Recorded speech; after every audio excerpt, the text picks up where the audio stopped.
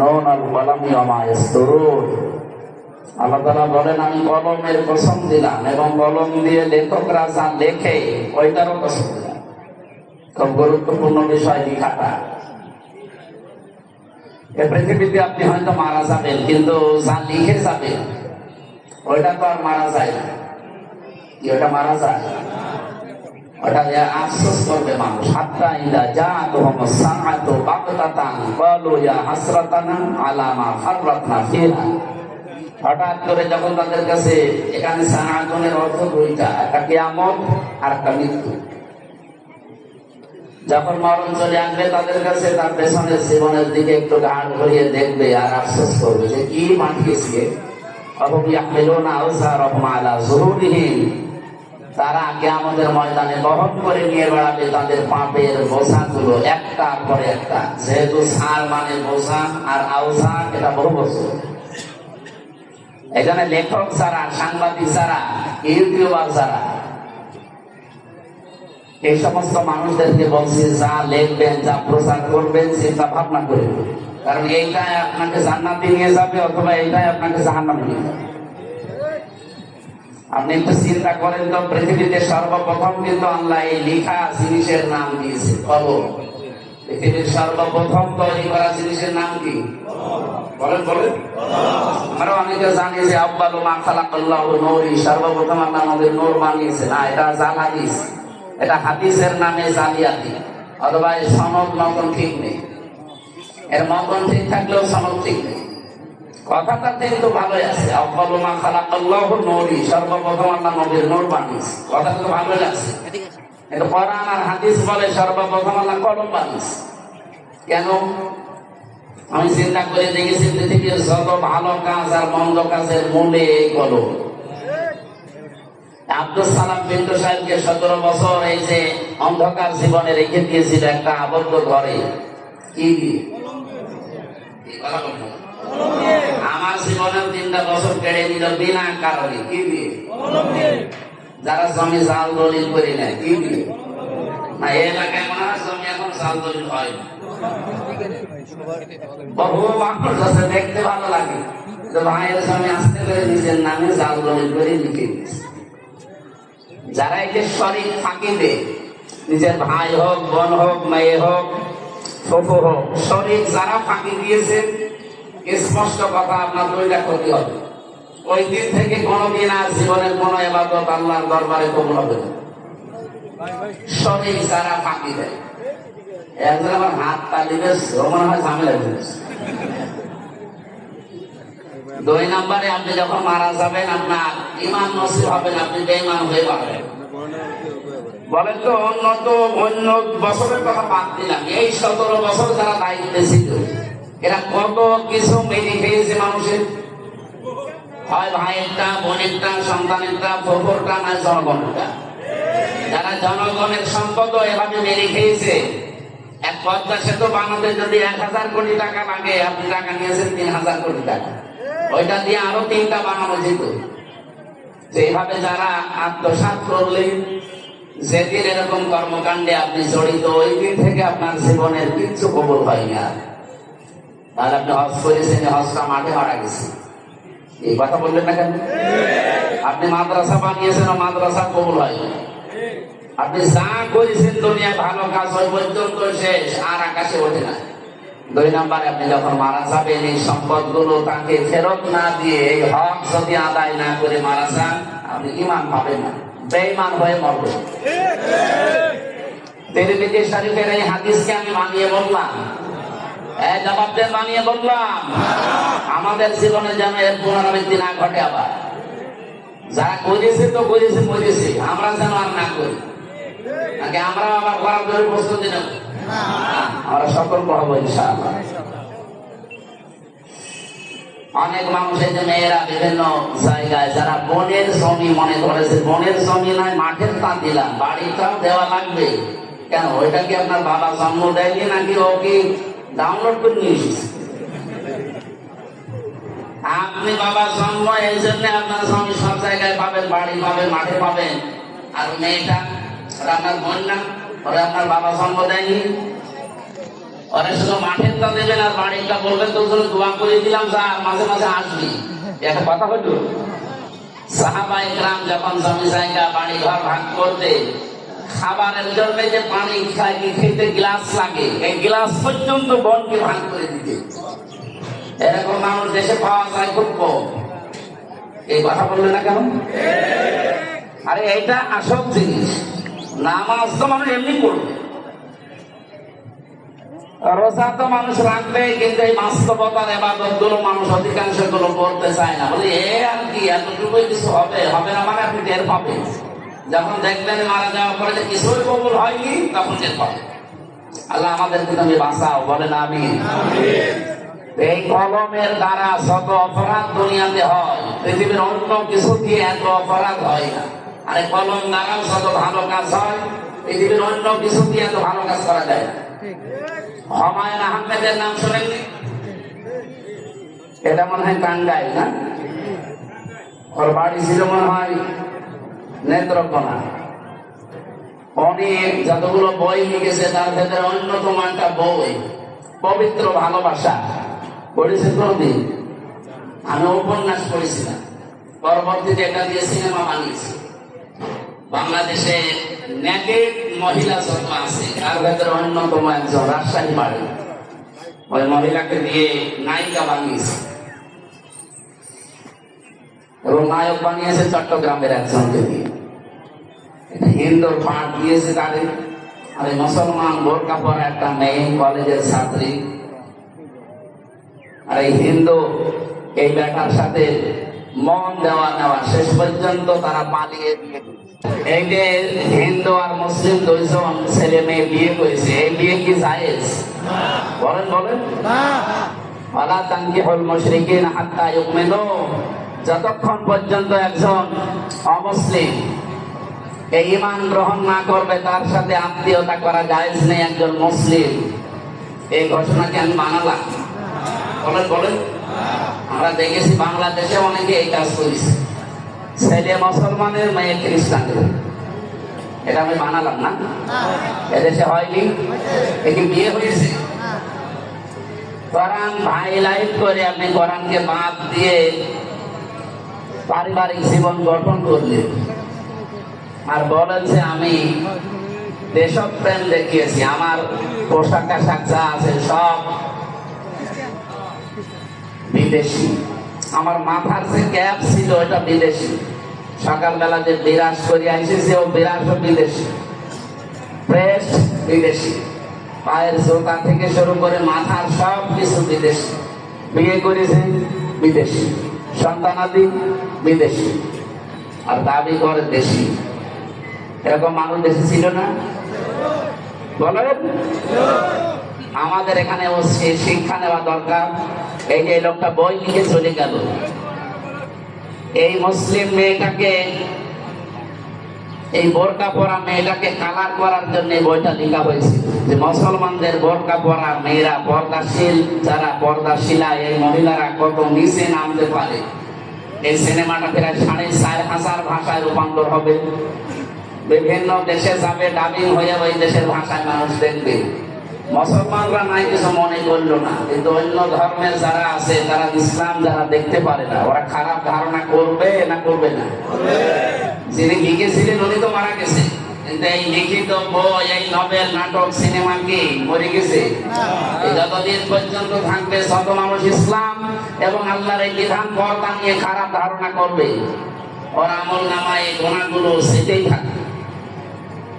আল্লাহ এই জন্য সার না দিয়ে আওসার দিয়েছে। আপনি হয়তো মারা যাবেন, আমার এই যে 33 বছর বয়স, 33 বছরে যদি আমি 33 মন গোনা করে মারা যাই, ওই গোনার বোঝা আল্লাহ আমার মাথার উপরে চাপিয়ে দিলে তো আমার বিচার শেষ হয়ে যাওয়ার কথা। কিন্তু আমার মাথার উপর যদি কিয়ামত আসতে আসতে 33,000 মন গোনা আল্লাহ চাপিয়ে দেয়, আমার কথার অর্থ বুঝেছে? ওই যে উনি কলম দিয়ে যে লিখেছিল মারা গেল, উনি হয়তো মারা গেছে 70-80 বছর বয়সে, 80 মন গোনা নিয়ে। কিয়ামত আসতে আসতে এটা 80,000 মন হবে না? এরকম কোন কাজে যেন আমরা জড়িত না হয়, খালি সাদকায়ে জারিয়ার নাম শুনি, এর পাশাপাশি যে গোনায়ে জারিয়াও আছে অনেকে আমরা জানি না। খালি সাত গায়ে সারিয়া আছে, গোড়ায় সারিয়া নেই। এখানে আমার কথা ছিল সর্বপ্রথম আল্লাহ যেহেতু কলম বানিয়েছে, আর কলম দিয়ে যত ভালো কাজ এবং মন্দ কাজের সূচনা হয়, আমরা কলমের ব্যবহার সঠিকভাবে করতে চাই। আগামীতে কোনো জায়গায় কোনো কিছু লিখলে সঠিকটা লিখবে। আজকের প্রধান আলোচক উনি কেন্দ্রীয় সদস্য বাংলাদেশ মাজলিসুল মুফাসসিরিন, এটা আলেমদের একটা সংগঠন সারা বাংলাদেশে। এজন্য জেলার সহসভাপতি এই নিম্ন পদটা দেওয়ার আর দরকার নেই। আল্লাহ তার আলোচনা কবুল করেন। সার্বিক তত্ত্বাবধানে যিনি আছেন জনাব আমিনুল ইসলাম, জনাব ফরহাদ আলী। এই মাহফিলে উপস্থিত আছেন মাওলানা হোসাইন আহমেদ মাহফুজ সহ নাম না জানা বহু আলেম ওলামা আছে। বিশেষ করে আপনাদের 201 গম্বুজ মসজিদ, এই টাঙ্গাইল জেলা অন্য কেউ অনেকে না চিনলেও এই মসজিদটা অন্তত চিনি। আল্লাহর ঘরের কারণে জেলার দামও বেড়ে গেছে, পরিচিতিও আল্লাহ বাড়িয়ে দিয়েছেন। সেখানকার সম্মানিত খতিব ইসলামী চিন্তাবিদ মুফতি আব্দুল্লাহ আতালাল্লাহু উমরাহু ওয়া বারাকাল্লাহু ফি হায়াতি, বলেন আমিন। সম্মানিত ভাইয়েরা, আপনারা বসতেও পারছেন না, কারণ সারাদিন সারা রাত বৃষ্টি হচ্ছে। ভেজা জায়গায় যারা দাঁড়িয়ে আছে, কোন ইবাদতে যদি কষ্ট বেশি হয়, ওই ইবাদতে সওয়াব বেশি হয়। আমার মনে হয় এটা যদি আরামে শান্তি নিয়ে বসে শুনতে পারতেন, যে সওয়াব হয়তো আজকে ডবল সওয়াব হবে। কি কথা বলেন না কেন? এখানে কষ্ট যারা করছেন, স্বীকার করলেন, আপনাদের সওয়াব যেন আল্লাহ পরিপূর্ণ করে ডবল করে দেয়। আরো জোরে বলেন। পৃথিবীতে 3টা কাজে সওয়াব ডবল হয়, আর 3টা কাজে গুনাহ ডবল হয়। 3টা কাজে সওয়াব বেশি হয়, ডবল হয় কোন কাজে? তার 1 নম্বরে কোরআনের জন্য যদি কেউ কষ্ট করে, ওই কষ্টের জন্য আল্লাহ তাকে সওয়াব ডবল দেবে। জিহাদের ময়দানে যদি কেউ কাজ করে, ওই জিহাদের কারণে আল্লাহ তার সওয়াব দেবেন ডবল। পরিবারস্থ লোকদের জন্য কোন মানুষ যদি দুনিয়াতে কাজ করে, পরিবারের মুখে হালাল খাবার তুলে দেওয়ার জন্য যারা শ্রম দেয়, কষ্ট করে, আল্লাহ তাদেরও সওয়াব, উজরত, পারিশ্রমিক ডবল দেবে। সিস্টেম অফ বিষয় দেখুন, এই দুনিয়াতে যারা 3টা অপরাধ করবে, ইবাহুল আযাবু ইয়াউমাল কিয়ামা ওয়া ইয়াখলুদ ফীহি মুহানা। সূরা ফুরকানের ভেতরে আছে ৭০ নম্বর আয়াতে আল্লাহ জানিয়েছেন, এই পৃথিবীর ময়দানে শেষ করার পরে কিয়ামতের দিন তাদের এই শাস্তিগুলো আমি আল্লাহ ডবল করে দেব, এবং নিকৃষ্ট একটা জায়গায় অবস্থান করার জন্য তাদেরকে পাঠাবো। চিরকাল সেখানে তারা থাকবে। এই যে 3টা অপরাধের শাস্তি ডবল হবে, আমাদের জীবনে যেন এগুলো না আসে। ওয়াল্লাযীনা লা ইয়াদউনা মা'আল্লাহি ইলাহান আখার। 1 নম্বরে দুনিয়াতে যারা আল্লাহকে ডাকে, কিন্তু তার পাশাপাশি অন্য কাউকে ডাকে। আপনি আল্লাহকে একেবারেই ডাকে না, তা না। ওয়াল্লাযীনা লা ইয়াদউনা মা'আল্লাহ, মা মানে সঙ্গে, সাথে। আল্লাহকে ডাকে ইলাহান আখারা, কিন্তু অন্য কাউকে এর সাথে তারা জড়িয়ে দেয়। আর এই গোনাটা সবচাইতে বেশি বাংলাদেশ আর ভারতে। কি ঘুমাচ্ছেন আপনারা? আজকে থেকে আপনি আল্লাহকে ডাকবেন, পাশাপাশি অন্য কাউকে আর ডাকা যাবে না। বিভিন্ন দরগায়, বিভিন্ন মাজারে, কত জায়গায় দেখবেন দরবারে আল্লাহকে ডাকছে, পাশাপাশি আর একজনকে জুড়ে দেয়। এটা ব্রাহ্মণবাড়িয়া, কুমিল্লা এলাকায় বেশি পাবেন। কিছুক্ষণ আল্লাহর নামে ডাকাডাকি করার পরে দেখবেন আলী বাবা, শাহ আলী বাবা, আল্লাহ বাবা, ফতে বাবা, খাজা বাবা, ন্যাংটা বাবা পর্যন্ত বলে। একটা মানুষ যদি ন্যাংটা হয়, ওরে দেখলে আপনি বাবা বলবেন না, তাড়িয়ে দেবেন, সেটাও অনেকের কাছে বাবা। এই যে আপনি আল্লাহর নামের পাশাপাশি কিছুক্ষণ পরে অন্য কাউকে ডাকলেন, আপনার শাস্তি ডবল হবে। আপনি বুঝে ডাকেন আর না বুঝে ডাকেন। যেহেতু এতদিন অনেকে জানতেন না, আজকে জানলেন। এমনকি সূরা আরাফের ভেতরে কড়া নিষেধ, ওয়ালিল্লাহিল আসমাউল হুসনা ফাদউহু বিহা ওয়া যারুল্লাযীনা ইউলহিদুনা ফি আসমাই। সূরা আরাফের 181 নম্বর আয়াতে আছে, রব্বুল আলামিন বলেন, এই পৃথিবীর ময়দানে আমার বহু সুন্দর সুন্দর নাম আমি পাঠিয়েছি, ডাকো, যে নামে পারে ডাকো। কিন্তু সাবধান, আমার নামকে যারা ইলহাদ করেন, যারা পরিবর্তন করে দেয়, উল্টা পাল্টা করে ডাকে, তাদের সাথে ডাকবা না। এখানে আল্লাহকে ডাকতে হলে তার নির্ধারিত যে নামগুলো আছে, আল্লাহর নাম আছে তাফসীরের ভেতরে প্রায় 5000, আর ওই কায়দা পড়তে গিয়ে পাবেন কমপক্ষে 99টা। যে কোনো নামে আমরা ডাকতে পারি আল্লাহকে। ইয়া রহমান বলেন, ইয়া রহিম বলেন, ইয়া গফুর বলেন, ইয়া গফফার বলেন, কিন্তু ইয়া আলী বাবা বলা যাবে? বলেন বলেন। আপনি আল্লাহর জিকির করতে হলেও স্পষ্ট ভাবে করবেন, এলহাদ যেন না হয়। আল্লাহু আকবার বলবেন, শুধু আকবার আকবার বলে জিকির নেই। সুবহান আল্লাহ বলে জিকির করা লাগবে, সুবহান বলে কোনো জিকির নেই। আলহামদুলিল্লাহ, শুধু আলহাম বলে হবে না। লা ইলাহা ইল্লাল্লাহ, লা ইলাহা কোনো জিকির নেই। আছে? বলেন বলেন। এই কালিমাকে খণ্ডন করা যাবে না, পুরাপুরি করবেন। লা ইলাহা ইল্লাল্লাহ, জবান বলে কালিমাটা পড়েন। লা ইলাহা ইল্লাল্লাহ, লা ইলাহা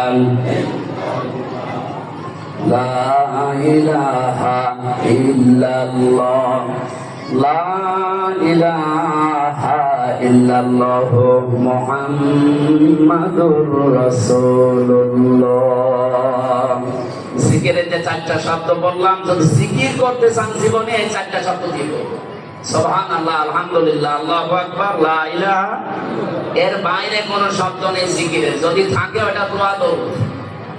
আল্লাহর নামের ব্যাপারে কোনো ছাড় নেই। আমার মনে হয় এই টাঙ্গাইল, এরপরে ঢাকা এলাকা, এগুলো এই সমস্যাটা একটু কম আছে। তারপরেও সচেতন করলাম, যদি এরকম কোন ভ্রান্ত ধারণা কেউ থাকে, আপনার শাস্তি কিন্তু ডবল হবে।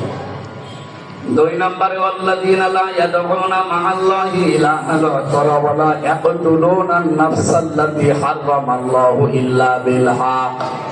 এই পৃথিবীতে যারা অন্যায় ভাবে মানুষকে হত্যা করে, এটা দেশে ছিল না? কিছু না করলেও 2732 জনের তালিকা সরকারি ভাবে প্রকাশ হয়েছে। এইটা তো হত্যাকারী। আপনি সরাসরি করেছেন অথবা ইঙ্গিত দিয়েছেন। কথা বলেন না কেন? হত্যার সাথে যারা জড়িত তাদের শাস্তি ডবল হবে। এখান থেকে যদি পরিত্রাণ পেতে চান, যারা হত্যার সাথে জড়িত, এই 54 বছরের হিসাবে বলছি, যারা হত্যার সাথে জড়িত মানুষকে অন্যায় ভাবে, 1 নম্বরে আপনি 10 বছর, 20 বছর, 30 বছর জেল খাটলেই মাপ পাবেন না। এটা সরকারের হিসাব। আর আল্লাহর হিসাব হচ্ছে, যাকে মেরে ফেলেছেন তার বাবার কাছে, তার ছেলের কাছে, তার মা বাবা, স্ত্রী, সন্তান, এদের কাছে আপনাকে মাপ চাওয়া লাগবে। ওরা যদি বলে না 50 লাখ টাকা দিতে হবে, আপনাকে তাই দেওয়া লাগবে। আমার কথা বোঝা গেছে? আমাদের দেশে যদি এটা থাকতো না, এই হত্যা কমে যেত। মানুষ মেরে ফেলে একেবারে অন্যায় ভাবে, পিটিয়ে ধরে নিয়ে যায় পুলিশে, জেলখানায় দেয়। কিছুদিন পরে দেখা যাচ্ছে ফাঁসির আসামি ছিল, তারপরও বের হয়ে চলে আসে। এমনকি 15.5 বছরে বহু মানুষ রাষ্ট্রপতির বিশেষ ক্ষমায় বের হয়ে গেছে। না, হত্যার যে বিচার, এটা বাংলাদেশে দরকার। আল্লাহ তো জানে মানুষের দুর্বল জায়গা কোনটা। এই অবৈধ হত্যা বন্ধ করার জন্য শুধু ওয়াজ করে সম্ভব না, এটা আইন পাস করে ওটা কার্যকারী ভূমিকা দেওয়া দরকার। স্বাধীন হওয়ার পর থেকে যদি সংসদে এই আইনটা থাকতো, কুতিবা আলাইকুমুল কিসাসু ফিল কাতলা, তাহলে এই দেশে এই 54 বছরে যত অবৈধ হত্যা হয়েছে, একটাও হতো না। আপনি জানেন অবৈধ একটা হত্যা করার পরে তার পরিবারের অবস্থা কি হয়? 3 নম্বরে, ওয়ালা ইয়াসনুন, তারা জেনা করে না। এজন্য জেনার শাস্তি কিন্তু ডবল। যারা দুনিয়াতে জেনা করবে, জেনা শুধু লজ্জার স্থানেরটাই না, হাতের আছে, মুখের আছে, চোখের আছে, হৃদয়ের আছে, বিভিন্ন জেনা আছে। জেনাগুলো থেকে আমরা মুক্ত থাকবো ইনশাআল্লাহ। তাহলে 3টা কাজে সওয়াবও হয় ডবল, 3টা কাজে শাস্তিও হয় আল্লাহ আমাদেরকে মেনে চলার তৌফিক দিন, আমিন। আজকের তেলাওয়াত কিন্তু আয়াত আপনাদের পরিচিত, সবাই আমার মনে হয় অনেকেই মুখস্থ আছে। সূরা মাউন 7টা আয়াত দিয়েছেন আল্লাহ, গুরুত্বপূর্ণ কিছু তথ্য দিয়েছেন এই আয়াতের ভেতরে। ইনিশিয়াটিভ মসজিদের জন্য দিয়ে দেন, মুক্ত হস্তে আগে দান করেন, এরপরে আমরা সূরা মাউন থেকে কথা বলা আরম্ভ করব। তো আপনাদের যদি স্বেচ্ছাসেবক থাকে তাহলে করে দেন, আপনারা একটু টাকা বের করে রাখেন যদি দিতে চান। মসজিদ মনে হয় এখনো কমপ্লিট হয়নি, তৈরি হচ্ছে। একটু দয়া করে যারা যাচ্ছে তাদের কাছে তাড়াতাড়ি 2-4 মিনিটে শেষ করবেন, আমরা শেষ করব, আরম্ভ করবো ইনশাআল্লাহ। সুবহানাল্লাহ, সেই হিসাবে আমরা একটু ফল খেয়ে নি, বলেন তো সুবহানাল্লাহ, আলহামদুলিল্লাহ, লা ইলাহা ইল্লাল্লাহ, সুবহানাল্লাহ, আলহামদুলিল্লাহ, লা ইলাহা ইল্লাল্লাহ। হ্যাঁ, যে যেখানে যা পেয়েছেন কমিটির কাছে জমা দেন। লা ইলাহা ইল্লাল্লাহু মুহাম্মাদুর রাসূলুল্লাহ। টাঙ্গাইলবাসী সূরা মাউন, মাউন শব্দের শাব্দিক অর্থ ব্যবহারিক জিনিসপত্র। রব্বুল আলামিন বলেন আরাআইতাল্লাযী ইউকাযযিবু বিদ্দীন, আরাআইতা হরফে ইসতিফহাম, প্রশ্নবোধক চিহ্ন, এটা ইন্টারগেটিভ সেন্টেন্স।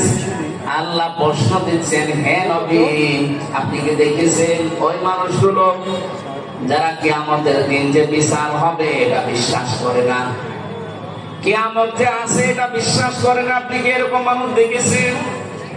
বিশ্বনবী বলেন, কই আমার সাথে যারা চলাফেরা করে, আমার আশপাশে থাকে, এদের ভেতরে তো আমি আচরণ পাই না, এরা তো মনে হয় যে কিয়ামতে বিশ্বাসী। এখানে আমরা যারা আছি কিয়ামত হবে বিশ্বাস নেই, কার হাত বলেন তো? আছে? নেই।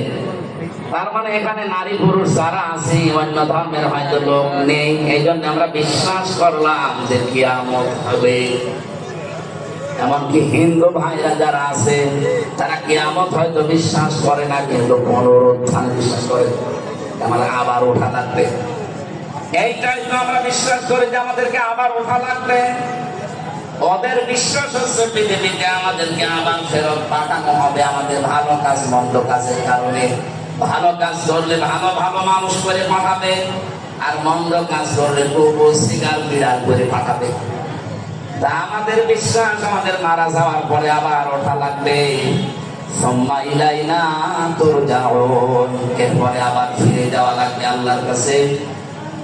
সাহাবীরা জিজ্ঞাসা করলেন, হে নবী এই আয়াতটা নাযিল হওয়ার পরে আল্লাহ কি আপনাকে আর কিছু জানিয়েছে? নবীজি বললেন, এ পর্যন্ত নাযিল হওয়ার পরে ফেরেশতা জিবরাইলের সাথে আমার কথোপকথন হচ্ছিল। দেখো আমি তো কিয়ামতের অবিশ্বাসী মানুষ আমার সামনে পাই না, আমার আশপাশে যারা আছে এরা তো সব দেখি কিয়ামতে বিশ্বাসী। রব্বুল আলামিন বলেন, না ফাযালিকাল্লাযী ইয়াদউল ইয়াতীম, হে নবী কিয়ামত বিশ্বাস করে না ওই মানুষগুলো যারা এতিমের গলায় ধাক্কা দেয়। টাঙ্গাইলবাসী এতিম মানে কি? আমরা অনেকেই মনে করি মা বাবা যাদের নেই এরা এতিম। হুমায়ুন সাহেবের মা বাবা আছে, এটা এতিম। এতিম উনি কিন্তু উনি বুড়ো এতিম। আমার মা বাবা আছে, আমি তো আর এতিম না। এতিম কাকে বলে অনেকে আমরা জানি না। তমন শব্দ আমি একটা অভিধানে দেখেছিলাম, তমন শব্দ থেকে এই শব্দটা যদি একাম, এটা আর একটা অভিধান। যার খাদ্যের জন্য হাহাকার, খাবারের জন্য যারা চেষ্টা চালিয়ে বেড়ায়, এই মানুষগুলোই এতিম। কোরআনে কারিমে সূরা বালাদের ভেতরে আমি তাফসীর পড়তে গিয়ে একটু আশ্চর্য হয়ে গেছি এখানে আমার নিজের কাছে। আল্লাহ পাক বলেন, দুনিয়াতে সফল হওয়ার জন্য কত মানুষ কত লাইনে কাজ করে। আপনি কি জানেন যারা সফল হবে তাদের কাজ দুনিয়ায় কি কি হবে?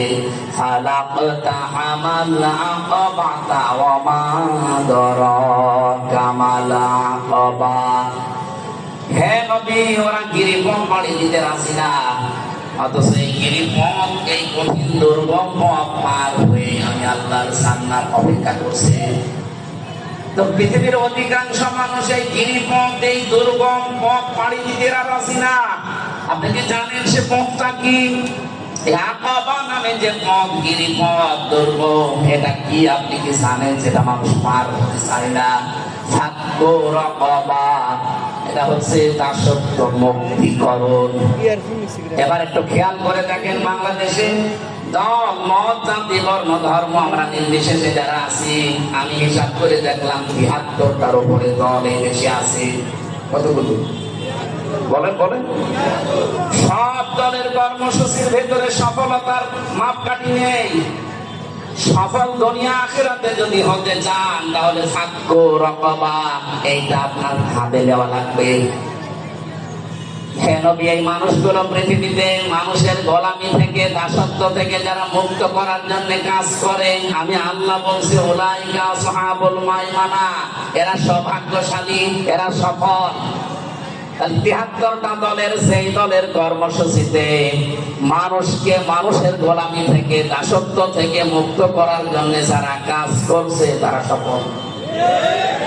এক কথা বলছেন? আর আমি নিজে হিসাব করে দেখলাম, এই বাংলাদেশে এই কর্মসূচির প্রথমেই পালন করে জামাত ইসলামী। এরা চায় মানুষকে মানুষের গোলামি থেকে, দাসত্ব থেকে মুক্ত করে আল্লাহর গোলাম বানাতে।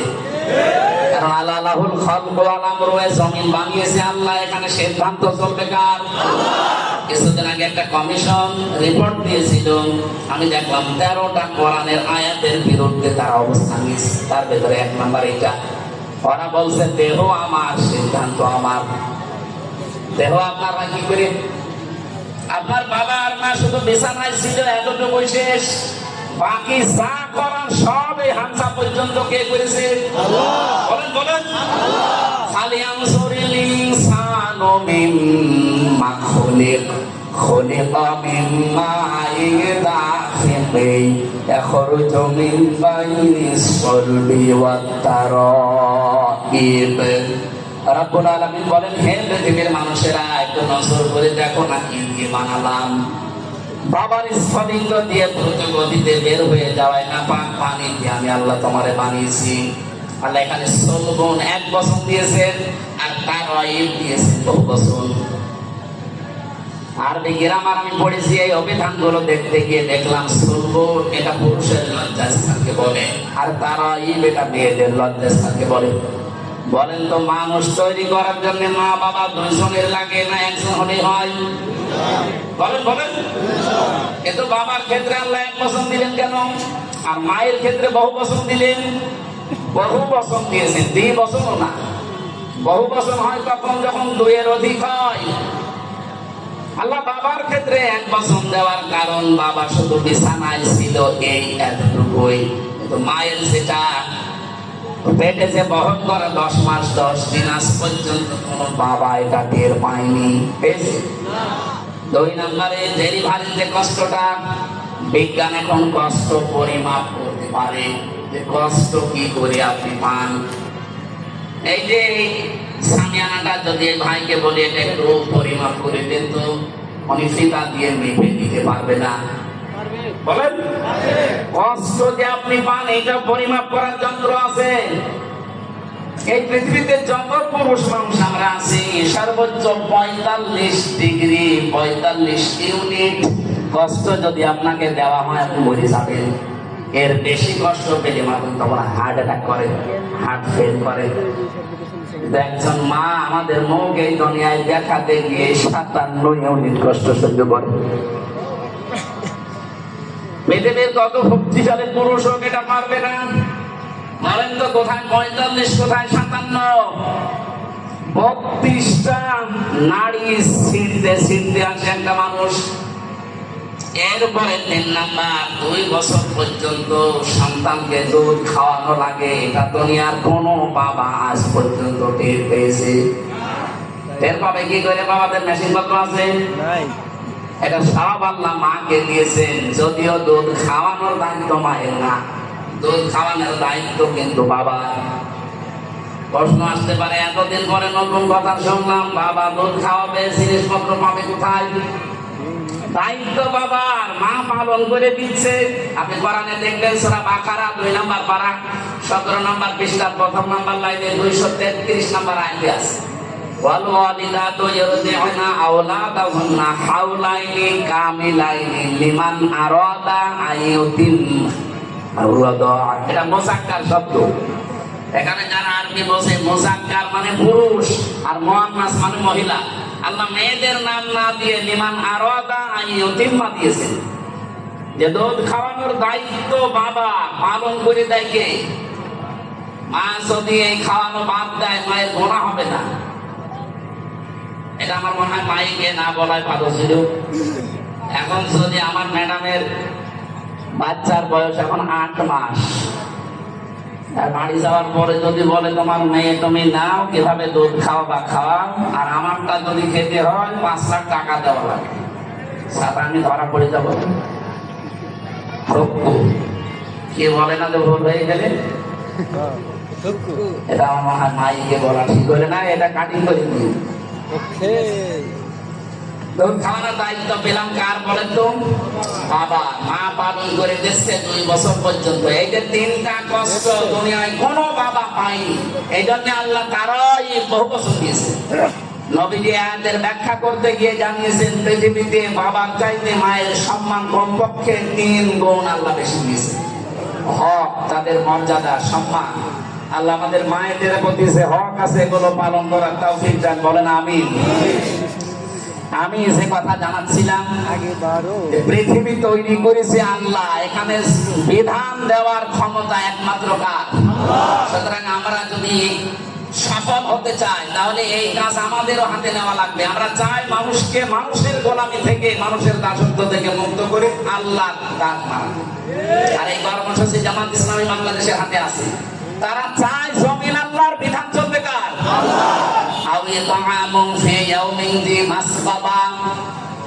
যে মানুষগুলো অসহায় নিঃস্ব, তাদের খাবারের ব্যবস্থা যারা করেন, এই কর্মসূচিও আমরা দেখি যারা একামতে দিনের দায়িত্ব পালন করে তাদের আছে। আগস্টের 5 তারিখের পরে কত জায়গায় বন্যা, জলোচ্ছ্বাস, কত জায়গায় দুর্ভিক্ষ পর্যন্ত লেগেছিল ফেনীতে, কুড়িগ্রামে। এই দেশে সবাই কম বেশি চেষ্টা চালিয়েছে, বাংলাদেশ জামাত ইসলামী সর্বোচ্চ এগিয়ে গেছে। কারণ তারা জানে সফল হতে হলে এই কর্মসূচি হাতে নেওয়া লাগবে। আমিরা জামাতের কর্মজীবন দেখেন না আপনারা? মুরব্বী মানুষ, 60, 62, 64 বছর বয়স, দাড়িগুলো পেকে, চুল পেকে সাদা হয়ে গেছে। এ পর্যন্ত পানির ভেতরে নেমে পড়ে গ্রামের ফেনীতে খাবার দিয়ে বেড়াচ্ছে। একটা করে এখানে 5টা কর্মসূচির কথা আছে। আমার যেহেতু আরেকটা কাজ আছে, এই জন্য আমরা খুব তাড়াতাড়ি করছি। কিয়ামত তারা বিশ্বাস করে না যারা এতিমের গলায় ধাক্কা দেয়, এতিমের খাবারের ব্যবস্থা করে না। এতিম আঙ্গা মাকরাবা, নিকট আত্মীয়র ভেতরে যারা এতিম অসহায়, এই মানুষগুলোর পেছনে পাশে দাঁড়ানোর কথা আল্লাহ জানিয়েছেন কোরআনে। এরপরে ফাযালিকাল্লাযী ইয়াদউল ইয়াতীম দেওয়ার পরে দিয়েছেন ওয়ালা ইয়াহুদ্দু আলা তুআমিল মিসকিন। হে নবী, যারা মিসকিনকে খাবার দেয় না, এখানে সাকাম থেকে এসেছে শব্দটা। বসবাস করার জায়গা নেই যাদের, এই মানুষগুলোকে ঘরও নেই, এদেরকে মিসকিন বলা হয়। যারা মানুষের মাথা গোঁজার ঠাঁই তৈরি করে দেয়, কিন্তু বাস্তবতা আমরা দেখি অনেকের ঘর আরো কেড়ে নেয়। তার মাথা গোঁজার ঠাঁই তৈরি করে দেওয়া, এতিম অসহায় যারা মিসকিন, এই মানুষগুলোকে নিজে খাবার দেওয়া, খাবারের জন্য উৎসাহ তৈরি করা। এই কর্মসূচিগুলো আমরা দল মত নির্বিশেষে যেন হাতে নিতে পারি, তাহলে আপনি কিয়ামতে বিশ্বাসী। আর যদি এই কাজগুলো না করেন, আপনি যতই নামাজ পড়েন, রোজা রাখেন না, আপনি কিয়ামত বিশ্বাস করেন না। এরপরে যে কথাগুলো আছে, কঠিন কঠিন বিষয় দিয়েছে। ফাযালিকাল্লাযী ইয়াদউল ইয়াতীম ওয়া লা ইয়াহুদ্দু আলা তুআমিল মিসকিন ফাওয়াইলুল লিল মুসাল্লিন। একটা আয়াতের ভেতরে হাজার হাজার কথা আছে। আমরা আরো আগের থেকে শুরু করতে পারলে আয়াতগুলো শেষ করতে পারতাম। এখন যেই আবার মসজিদে ওঠা লাগবে, সময় নেই। 11টা বাজতে চলছে, আমি আর টানতে পারছি না। এখন আমি গোসল করি না, সারা রাত এমনিতে জাগা। এখন যে গোসল করে মসজিদে কথা বলবো, এই ফাওয়াইলুল লিল মুসাল্লিন থেকে এখান থেকে আরম্ভ করবো, যতদূর পারি আমি আর মসজিদে কথা বলবো, যদি সময় আছে আশপাশ থেকে যদি যেতে পারেন ওখানে যাবেন। আল্লাহুম্মা আমিন। লা ইলাহা ইল্লা